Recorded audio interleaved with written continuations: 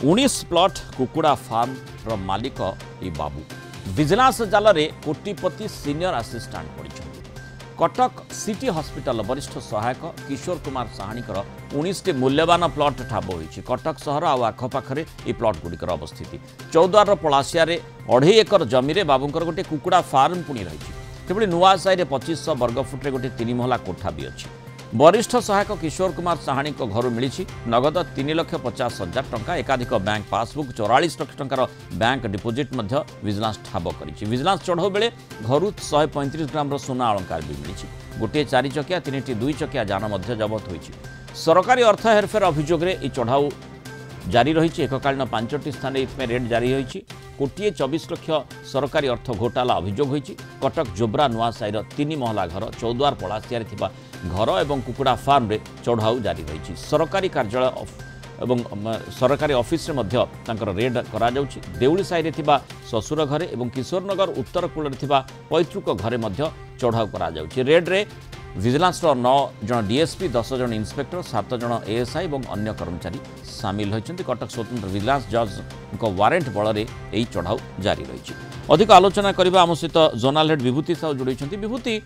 माने बाबूंकर संपत्ति विभिन्न समय जो बाबू माने चर्चा भितर को आसुछंती विजिलेंस चढ़ाऊ परे ये आउ जणे बाबू माने आमे जदि कहिबा जे जेतेबेले से माने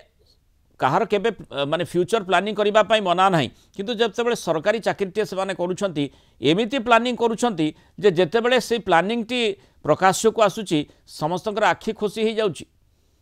रुपे मुनाल आपण देखंतु ये जणे वरिष्ठ सहायक एवं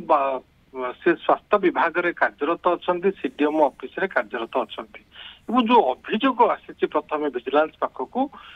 1,24,15,854 टंका सरकारी अर्थ से हड़प करछंती। ये सरकारी अर्थ होउची यूजर्स मनी। आपण जानिचंती एबे सरकार तो सब किछि मागणा कर दिछिन जते टेस्ट हो ब्लड टेस्ट हो बा अल्ट्रासाउंड हो पूरा सिटी हॉस्पिटल जथिले एवं से यूजर्स तहले मान करी से निज अकाउंट माने केबेठू केबे जाए से प्रश्नटी मध्य आसी पारे केबेठू केबे जाए जहाँ फल एते मात्रा रे कोटिए रु अधिक माने यूजर्स फी से हड़प करथिबा तांगनार अभियोग है। देखो जहाँ तथ्य रही जहाँ विजिलेंस तथ्य देछि से 2000 अगस्त मासरू एठी जोग देथिले सिटी ऑफिसर 2001 एप्रिल 16 रे से जोग देथिले 2001 मसिया रे एवं 2016 डिसेंबर 1 पर्यंत से अवस्थापित थिले पाखापाखि 16 वर्ष धरिके से गोटे पदवी रे रहिले जोठी कि यूजर्स फी संग्रह होउतला एवं से जो संग्रह करथिले तार जो रसीद बही आहा मध्य जली जाइतिला नियारे पोड़ी हे जाइतिला गोटे ऑफिस घर भीतर निया लागिबो सब किसी आसबाब पत्र जली जीवो केवल जो रसीद बुक गुड़िक जली जीवो जो रिसीट गुड़ाक कटा है यूजर्स फी लोक देबा पर रोगी माने देबा पर तांको दिया जाइछि ताहा केमती जलिबो। तो ये होउछि संदेह एवं जिते बड़े ये अभियोग पाइला विजिलेंस तांकर आय बहिर्भूत संपत्ति जांच करुच्ची 5टी स्थान रे चढ़ऊ जारी रही जो थे कि 19टी मूल्यवान प्लॉट 2टी कोठा नगद 3.5 लाख टंका 44,46,000 टंकार बैंक जमा इंश्योरेंस जमा ये सब मिली एवं जो तांकर प्लॉट रही 18टी प्लॉट होउची कटक आखपाख अंचल एवं कटक चौद्वार पलासिया 4टी प्लॉट कटक बंदाल 3टी प्लॉट चौद्वार चारिबाटिया 7टी प्लॉट चौद्वार पधानिया गोटे प्लॉट जोब्रा 2टी प्लॉट कटक सहर भितर जगतपुर गुजरपुर रे गोटे प्लॉट